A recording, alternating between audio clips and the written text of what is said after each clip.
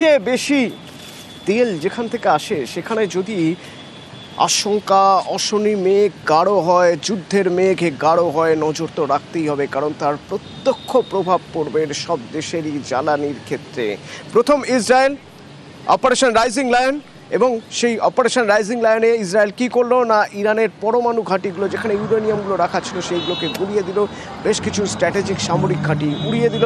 তারপর এবার পাল্টা হামলা ইরানের প্রত্যাঘাত, এবং জামকারান মসজিদে লাল নিশান উড়িয়ে দেওয়া হলো। তার মানে তেহরান এবার সরাসরি যুদ্ধ ঘোষণা করলো। ইসরায়েলের প্রধানমন্ত্রী জানিয়ে দিয়েছেন তাদের অভিযান চলবে। ইরানের আর্মি চিফ মারা গেছেন ইতিমধ্যে বিস্ফোরণে। আর ওদিকে আমেরিকা আবার বলছে হামলার সঙ্গে মার্কিন সেনার কোনো যোগ নেই, তবে মার্কিন সেনা যারা মধ্যপ্রাচ্যে রয়েছে তারা যেন সতর্ক থাকে, দরকার হলে কিছু সংখ্যা কমিয়েও দেওয়া হবে। আর ওদিকে নেতানিয়াহুর হুমকির পর গতকাল থেকেই তেহরান জবাব দিতে শুরু করে। 100-এর উপর ড্রোন পাঠিয়ে ইসরায়েলে হানা দেয় ইরানি সেনা, এবং বেশ কিছু জায়গায় আয়রন ডোমকে পুরোপুরি নাস্তানাবুদ করে দেয়। আর সন্ধে জামকারান মসজিদে লাল নিশান উড়িয়ে যুদ্ধের সবুজ সংকেত। প্রায় 1 ডজন ব্যালিস্টিক মিসাইলে তছনছ তেল আভিভ সহ জেরুজালেম একাধিক এলাকা।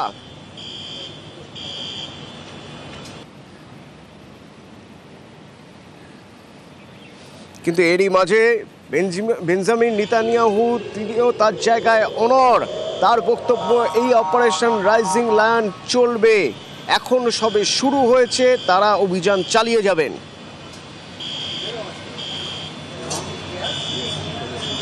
We're in the midst of one of the greatest military operations in history, Operation Rising Lion. The Islamic regime, which has oppressed you for nearly 50 years, threatens to destroy my country, the State of Israel. The objective of Israel's military operation is to remove this threat, both the nuclear threat and the ballistic missile threat to Israel. More is on the way. The regime doesn't know what hit them. They don't know what will hit them. It has never been weaker. This is your opportunity to stand up and let your voices be heard. Woman, life, freedom. Zan, Zandagi, Azadi. আর এদিকে Iran কি করছে? যখন এই drone attack শুরু হয়েছে তেহরানে একদম হালচাল পড়ে গেছে। তারপর থেকে ইরান সতর্ক, পাল্টা ড্রোন অ্যাটাক তো করছেই, তার পাশাপাশি দেশের নাগরিকদের সতর্ক করে দিয়েছেন, কারণ এখন যুদ্ধ পরিস্থিতি ইরানের কাছে, এটা যুদ্ধ পরিস্থিতি। ইরান জানিয়ে দিয়েছে তারা সব রকম পরিস্থিতির মোকাবিলা করবে, এবং এখনো পর্যন্ত চরম সতর্কতা, আক্রমণের ঝাঁজ বাড়ানো হচ্ছে। এদিকে সতর্ক থাকতে বলা হচ্ছে নাগরিকদের। আর রাষ্ট্রসংঘে ইরান দাবি করলো যে ইসরায়েলের হানায় ইতিমধ্যেই প্রায় 100 জন ইরানিয়ানের মৃত্যু হয়েছে। These acts of aggression and unlawful strikes target peaceful nuclear facilities, military sites, vital civilian infrastructure, and residential areas. So far, 78 people, including senior military officials, have been martyred and over 320 others injured. The overwhelming majority of them civilians, including women and children. আর ওদিকে রাষ্ট্রসংঘে ইসরায়েলও জানিয়ে দিয়েছে যে operation rising lion চলবে। Last night, the State of Israel launched Operation Rising Lion, a preemptive military operation carried out with precision, purpose, and the most advanced intelligence at our disposal. The mission was very clear: dismantle Iran's nuclear program, eliminate the architects of its terror and aggression, and neutralize the regime's ability to follow through on its repeated public promise to destroy the state of Israel. আর আমরা শুরুতেই বলছিলাম যে বিশ্বের সব দেশ নজরে রেখেছে এই ইরান ইসরায়েল সংঘাতে। তার কারণ ইরান ইসরায়েল সংঘাত হলে অপরিশোধিত তেলের দাম বাড়বে, যা সব দেশের কাছেই মাথা ব্যথার কারণ। ইতিমধ্যেই 7% বেড়েছে, 7% দাম বেড়ে গিয়েছে অপরিশোধিত তেলের, এবং সেক্ষেত্রে জ্বালানির দাম বাড়বে। গত কয়েক মাসের মধ্যে ব্যারেল পিছু রেকর্ড দাম। ভারতের ক্ষেত্রেও অপরিশোধিত তেলের দাম নিয়ে এবার উদ্বেগ প্রকাশ করা হচ্ছে। আমার সঙ্গে অনির্বাণ দত্ত রয়েছেন, অর্থনৈতিক বিশেষজ্ঞ। অনির্বাণদা, এই রকম একটা পরিস্থিতিতে দুটো বিষয় জানতে চাইব। প্রথমত, এই সমস্যা সারা বিশ্বের সব দেশের থেকে ভারতকে আলাদাভাবে আমরা কিভাবে দেখব, অর্থাৎ ভারতের ক্ষেত্রে কি সমস্যা কিছুটা হলেও কম হবে? কারণ ভারতের তো তেল নেওয়ার আরও অনেক জায়গা রয়েছে, ভারত তো রাশিয়া থেকেও তেল নেয়, সেক্ষেত্রে ভারত কি কিছুটা হলেও সুবিধাজনক জায়গায় থাকবে?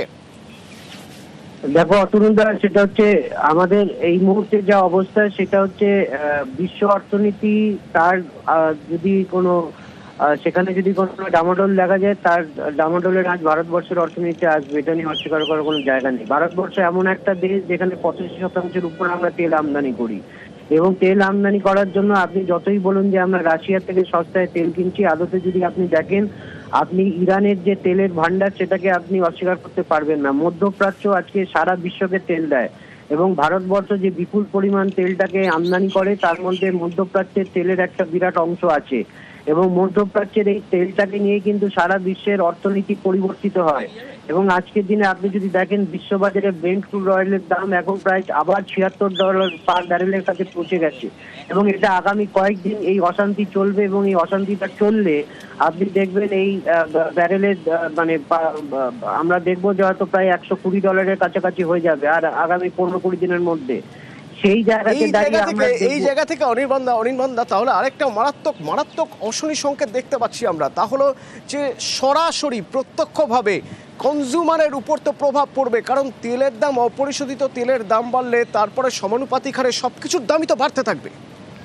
একদমই তাই, এবং ভারতবর্ষের অর্থনীতি জ্বালানি নির্ভর অর্থনীতি। আপনি যদি সাদা চোখে দেখেন, সেখানে আমরা দেখেছি পেট্রোল ডিজেলের দাম বাড়লে যে কোনো জিনিসের দাম বাড়ে, এবং এর সঙ্গে সঙ্গে আরো একটা ঘটনা হচ্ছে যে আমাদের যখন আমরা কোভিড পরবর্তী অর্থনীতিতে দেখেছিলাম বিশ্ববাজারে অশোধিত তেলের দাম বাড়ছে, সেখানে $129 পার ব্যারেল হয়ে গেছিল, সেখান থেকে কমে আমরা দেখেছিলাম $60 কাছাকাছি এসে গেছিল। কিন্তু সেক্ষেত্রেও কিন্তু ভারতবর্ষের তেল বা ডিজেলের দাম কমেনি। কিন্তু আজকের দিনে দাঁড়িয়ে এমন একটা পরিস্থিতি যেখানে ভারতবর্ষের শুধু তেলটার উপরে ভরসা করলে হবে না, তার উপরে আরো একটা কথা হচ্ছে, দেখুন যারা বিদেশি বিনিয়োগ ভারতবর্ষে করছিলেন, যেটা স্টক মার্কেটের উপরে করছিলেন, তারা কি করবেন, তারা এখন তাদের ইনভেস্টমেন্টটাকে তারা বাইরে নিয়ে চলে যাবেন, তারা ওই ডলারে কনভার্ট করে তাদের ইনভেস্টমেন্টটা নিয়ে যাওয়ার জন্য ডলারের একটা মানে আমি বলবো একটা হঠাৎ করে একটা স্পার্ক হবে, ডিমান্ড বেড়ে যাবে, এবং ডিমান্ড যদি বেড়ে যায় তাহলে কি হবে, টাকার অবমূল্যায়ন হবে। এটা আবার অন্যদিকে আমাদের এফেক্ট করবে, তেল আমদানি করার খরচাটা বেড়ে যাবে। আমরা যে তেলটা আমদানি করতাম, যত ডলার দিয়ে আমদানি করব, সেই ডলারের পার্সপেক্টিভে আমাদের টাকাটা বেশি খরচা হবে, এবং সেটা কিন্তু ভারতের অর্থনীতিতে একটা বিরূপ প্রভাব ফেলবে। এর সঙ্গে সঙ্গে আপনি দেখবেন, এটা তো শুধু ইসরায়েল ইরানের যুদ্ধ নয়, অলরেডি কিন্তু আমেরিকা এর মধ্যে আমরা দেখেছি সাপোর্ট করা শুরু করে দিয়েছি ইসরায়েলকে। ইরানের পাশে হয়তো দাঁড়াবে আগামী দিনে চীন, এবং চীনের সঙ্গে যোগ দেবে পাকিস্তানের সঙ্গে আবার ভারতবর্ষের যে একটা অশান্তির বাতাবরণ ছিল, সেই বাতাবরণটা আরো বেড়ে যাবে।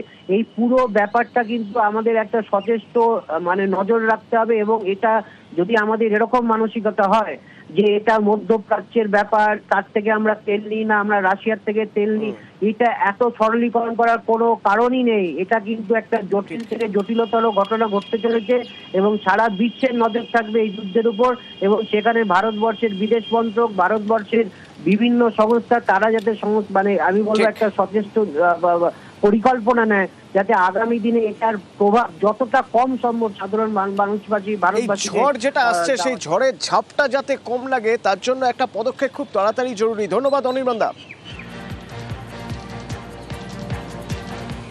আরো বেশ কিছু